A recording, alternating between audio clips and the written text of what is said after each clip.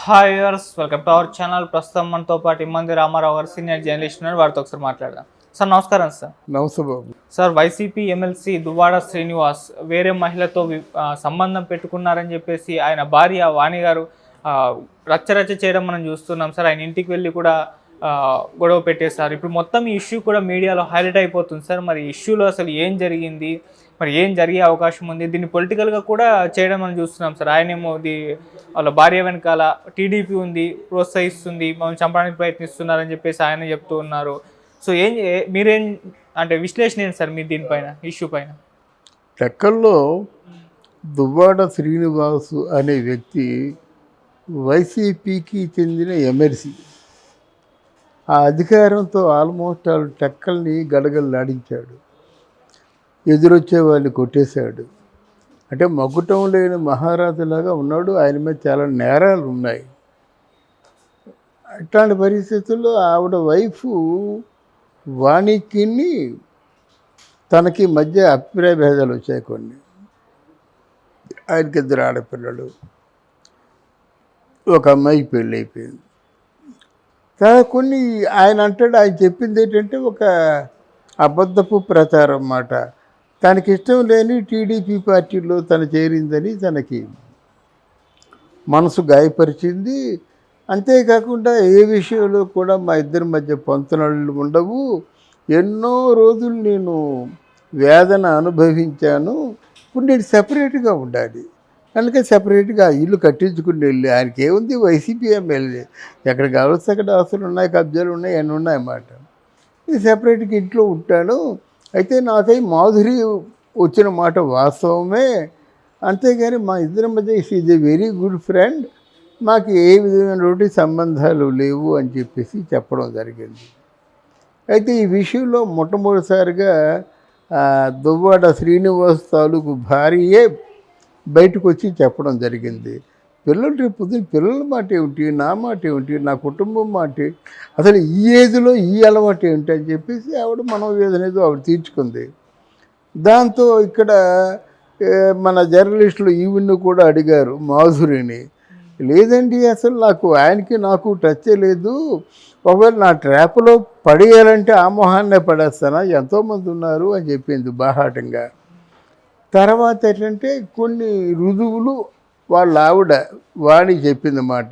ఇలా మీరు లేరా, ఇలా మీరు ఉండటం లేదా, రాత్రులు ఉండటం లేదా, ఆయన ఇంత మీ డబ్బు ఇవ్వలేదా, ఏ డబ్బుతో మీరు ఈ పని చేశారు, ఏ డబ్బుతో నగలు కొన్నారు, ఇట్లాంటి ప్రశ్నలు వేసేసరికి ఆ దువ్వాడ శ్రీనివాస్కి కాలిపోయి మార్నింగు సొంత ఇంటికే వెళ్ళి ఆ భార్య పిల్లల్ని ఇద్దరిని కొట్టేంత ప్రయత్నం చేశారు. కొట్టాడు కూడా, ఏమో తెలియదు. అప్పుడు ఇక్కడ మాధురి గొంతు మార్చింది, ఎస్ మా ఇద్దరమే కలిసే ఉంటున్నాము. ఇప్పుడు ఏంటంటే నేను ఆవిడ మీద ఏమి నేను వదంతులు చెప్పలేదు, ఆవిడని అసలు నేను తలుచుకోవటం లేదు. ఆవిడకి నా గురించి ఎందుకు, ఆవిడ ఆ భార్య బిడ్డల గురించి చెప్పమంటే ఆయన్ని సపరేట్గా నిలదీసి అడగమని చెప్పుకొని ఇలా చిలికి గాలివాన్ అయిపోయింది.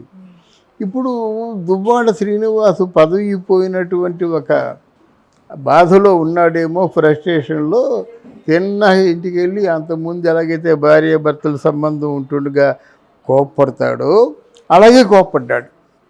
అది పెద్ద మీడియాకి ఎక్కింది, ఇది పెద్ద వైరల్గా సాగుతుంది అన్నమాట. ఇది పోలీస్ స్టేషన్కి ఎక్కింది కేసు. దువ్వాడ శ్రీనివాసు వైఎస్ఆర్సీపీ, ఇప్పుడు వాణి టీడీపీ. కనుక గెలుపు ఓటములు ఎవరి వైపు ఉన్నప్పుడు కూడా టీడీపీకి కొంచెం మాట్లాడే అధికారం ఉంటుంది. తప్పకుండా ఇంతకుముందు ఉన్న కేసులన్నీ బయటపడతాయి. తప్పకుండా దువ్వాడ శ్రీనివాస్ అరెస్ట్ అవుతాడన్నమాట.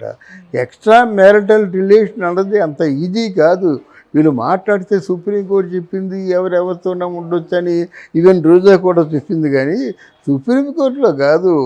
ఏ దిక్కు లేనప్పుడు, ఎవరూ గతి లేనప్పుడు, ఎవరికి తోడు లేనప్పుడు తను ఒక తోడు చూసుకోవడంలో తప్పు లేదని చెప్పింది. కానీ ఇలా నాకు ఇష్టమైన దారితో పడుకున్నాను సుప్రీంకోర్టు చెప్పిందంటే ఎవరైనా బాగుంటుందా మాట? ఎంత అసభ్యకరంగా ఉంటుంది.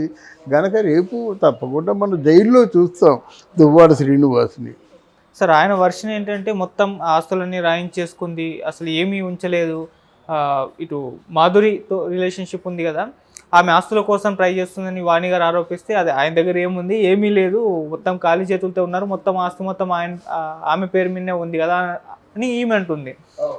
సో ఇప్పుడు ఆస్తుల గొడవ కూడా కాదు, భార్య భర్తల మధ్య గొడవ వచ్చేసింది, తను ఇంకొక అమ్మాయిని చూసుకున్నాడు. ఇది నీది అక్కడే పప్పులో కాలేస్తున్నావు. ఎప్పుడైనా గొడవ అంటూ వచ్చిందంటే ఇప్పుడు చెప్పావు కదా, మాధురి చెప్పిందని, ఆస్తులానికి ఏమి లేదు, ఆడ ముఖానికి ఏముంది, ఏమి లేదని చెప్పింది. అలా చెప్తే మా ఇంట్లో ఒక 2 కోట్లు ఉన్నాయని చెప్తా. శ్రీనివాస్ వల్ల నాకు 3 కోట్లు కలిసి వచ్చాయని చెప్తుందా? ఎంత కలిసి వచ్చిందో శ్రీనివాస్కి మాధురికి తెలియాలి. ఎందుకంటే ఆయన మామూలుగా లేడు. వైఎస్ఆర్సీపీలో కొంచెం ఒక రౌడీ లాగా ఒక ఏమంటారు, భూ కబ్జాలు కానీ సెటిల్మెంట్లు కానీ ఎన్ని కావాలంటే అన్ని చేశాడు. ఇప్పుడు తవ్వి తోడితే బోల్డ్ అన్ని కేసులు వస్తాయి ఆయన మీద, ఆల్రెడీ ఉన్నాయి కనుక వీళ్ళు చెప్పిన మాట మనం ఎలా నమ్ముతాం? అలాగని కూడా అక్కడ వాణి బాధ కూడా మొగుడు లేడనే బాధ లేదు ఆవిడకి. ఆస్తులు మనకి దక్కవలసిన ఆస్తులు బయటికి పోతున్నాయి అనేటువంటి బాధ. బట్ ఈ మధ్య వీళ్ళందరూ ఓడిపోయిన వాళ్ళందరికీ కూడా జగన్మోహన్ రెడ్డి తలో కొంత ఇచ్చాడు, మీరు అధైర్యపడొద్దని. మరి ఆ డబ్బు ఇచ్చింది తెలిసి ఈ విధంగా గొడవ దిగారని నా ఉద్దేశం. ఇప్పుడు ఓడిపోయిన వాళ్ళందరికీ కూడా ఓదార్చి మీరు నిలబడండి పార్టీ తరఫున, మీకు ఏమైనా కష్ట సుఖాలు అయితే నేను చూసుకుంటానని తనకో ప్యాకేజీ ఇచ్చాడు. ఆ ప్యాకేజీ మిస్ అయిందన్న గొడవే ఈ తాలూకు వాణి గొడవ. నాకు శ్రీకాకుళంలో ఫ్రెండ్స్ ఉన్నారు, ఎస్కే నాయుడు అని చెప్పేసి మంచి జర్నలిస్టు. మార్నింగే మాట్లాడాను, ఏమిటో ఇదంతా ఎవరే డబ్బు కోసం గొడవ అండి. ఆల్మోస్ట్ ఆల్ వాణి వదిలేసింది దీన్ని, 3 సంవత్సరాలుగా చూడలేదు. మరి ఆల్మోస్ట్ ఆల్ టీడీపీ వాళ్ళు, టీడీపీ తాలూకు సహచర గణం ఉంటుంది కదా, వాళ్ళతో క్లోజ్గా ఉంటుంది. ఆ క్లోజ్ ఏ క్లోజో మనం చెప్పవలసిన అవసరం లేదు, కానీ భర్త భరించలేని క్లోజ్గా ఉంది. వాళ్ళిద్దరి లోపల అంతర్గతంగా ఈ బాధలు ఉన్నాయి, బయటికి చెప్పుకోలేక ఈయన బయటకు వచ్చాడు. ఆ వచ్చింది ఏదో పోతుందేమోనే ఆలోచనతోని, ఆశతోని, దురాశతోని ఆవిడ ఈరోజు గొడవ సృష్టిస్తుందన్నమాట.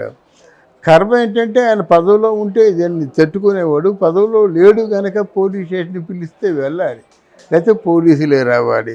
అది తేడా ఆయన జీవితంలో. అసలు మామూలుగానే డిబేట్లోకి వస్తేనే ఫైర్ అయిపోతుండేవాడు, న్యాచురల్గా ఫైర్ అయిపోయే మనిషి.